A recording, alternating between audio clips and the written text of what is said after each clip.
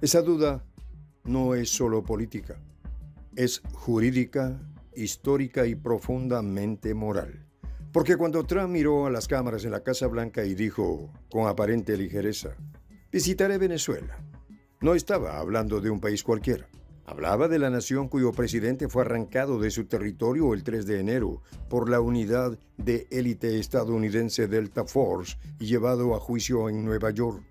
Ese mismo día, antes de viajar a una base militar en Carolina del Norte para reunirse con los comandos que participaron en la captura de Nicolás Maduro, Trump remarcó que Washington reconoce a Delcy Rodríguez como líder oficial del gobierno venezolano. Ya lo estamos haciendo, estamos tratando con ellos, señaló, como si todo estuviera en orden y nada oliera a secuestro. Más aún, el presidente estadounidense no escatimó elogios. Aseguró que Delcy Rodríguez ha hecho un muy buen trabajo, excelente, y la relación es sólida. Afirmó que los vínculos con Caracas son tan buenos como uno podría desear, mientras su gobierno mantiene bajo custodia al mandatario, que fue jefe de Estado hasta el 3 de enero. Esa contradicción es brutal. En paralelo, Trump exhibe otro rostro, el de los negocios.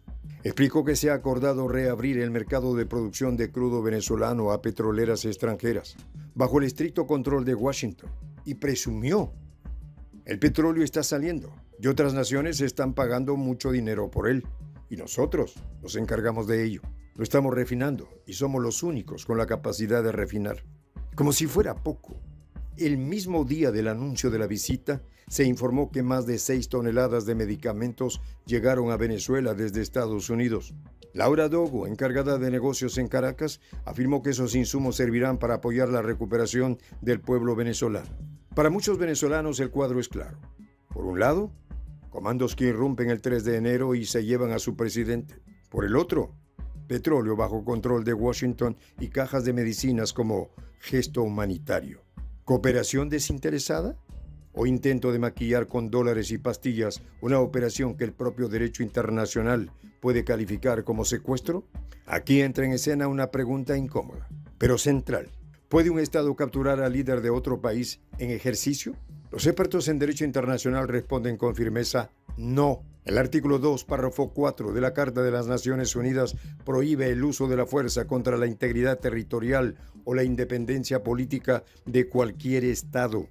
Esa misma Carta, en su artículo 2, párrafo 1, consagra el principio de soberanía e igualdad jurídica entre los Estados. Y la resolución 2625 de la Asamblea General, la Declaración sobre los Principios de Derecho Internacional relativos a las relaciones de amistad entre los Estados, desarrolla el principio de no intervención en los asuntos internos. Una incursión militar para capturar a un presidente choca de frente con esos 3 pilares.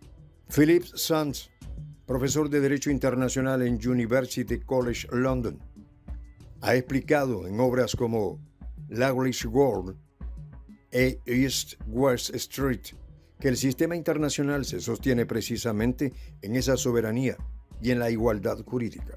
Arrestar al jefe de Estado de otro país sin su consentimiento, subraya, es una violación grave de ese principio.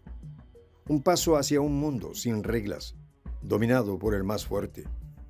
En el caso de Nicolás Maduro, la protección era todavía más clara.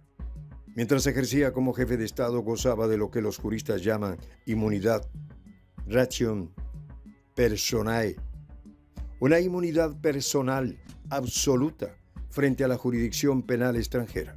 La Corte Internacional de Justicia lo reconoció en el caso Yerodia, República Democrática del Congo contra Bélgica, donde concluyó que los jefes de Estado en ejercicio no pueden ser arrestados por tribunales extranjeros. Antonio Cassese, expresidente del Tribunal Penal Internacional para la ex Yugoslavia, lo remarca International Criminal Law. El derecho internacional no distingue entre presidentes legítimos o ilegítimos, según juicios políticos. Mientras un líder ejerce efectivamente como jefe de Estado, está protegido por esa inmunidad personal. Eso, jurídicamente, cubría a Maduro el 3 de enero.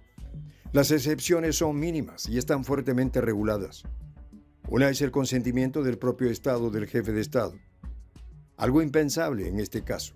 Otra es la orden de arresto emitida por un tribunal penal internacional con jurisdicción válida como la Corte Penal Internacional, actuando según el Estatuto de Roma. Incluso así, la detención debe hacerse por vías legales, no mediante comandos extranjeros que irrumpen en territorio soberano. ¿Podía entonces Estados Unidos actuar unilateralmente? La respuesta desde la Carta de la ONU es negativa. El único órgano facultado para autorizar el uso de la fuerza es el Consejo de Seguridad conforme el capítulo 7. Cualquier operación coercitiva fuera de ese marco, sin el consentimiento del Estado afectado, es ilícita. No existe base jurídica para que un Estado se erija en juez y policía global. Desde esa perspectiva, la privación de libertad de un jefe de Estado protegido por inmunidad realizada de forma coercitiva y sin base legal internacional encaja en la definición de secuestro en términos de derecho internacional. Además, se aproxima a la noción de detención arbitraria prohibida por el Pacto Internacional de Derechos Civiles y Políticos y configura un acto internacionalmente ilícito que genera responsabilidad del Estado que lo ejecuta. Algunos invocan precedentes. Manuel Noriega en Panamá, Adolf Eichmann en Argentina, Saddam Hussein en Irak, pero los especialistas advierten que no sirve como justificación jurídica. Noriega fue también capturado por Estados Unidos un 3 de enero, pero de 1990, y condenado inicialmente a 40 años de prisión. Un episodio más de fuerza que de legalidad. Martí Koskeniemi, ex juez de la Corte Internacional de Justicia, lo analiza en The Gently Civilizer of Nations. El uso de esos casos como precedentes es selectivo e interesado. No son situaciones jurídicamente comparables, y presentarlas como modelo es, denuncia, un argumento más político que legal.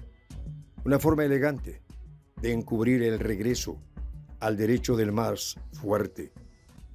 Desde el sistema de Naciones Unidas, las consecuencias de una captura ilegal son claras. Responsabilidad internacional del Estado captor. Posibles reclamaciones ante la Corte Internacional de Justicia. Condenas en órganos políticos de la ONU.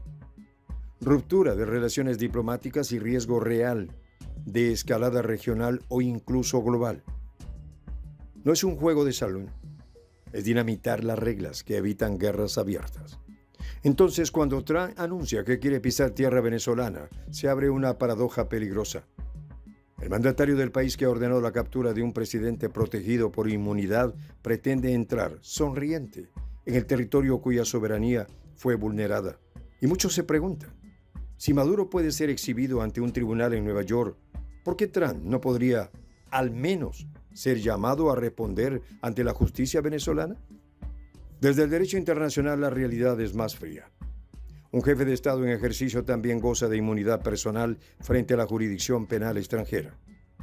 Por eso, detener a Trump en Caracas y procesarlo allí chocaría con ese mismo cuerpo normativo que Venezuela invoca para calificar de ilegal la captura de Maduro. El derecho protege incluso a quien lo ha quebrantado. Eso no significa que Venezuela esté condenada al silencio.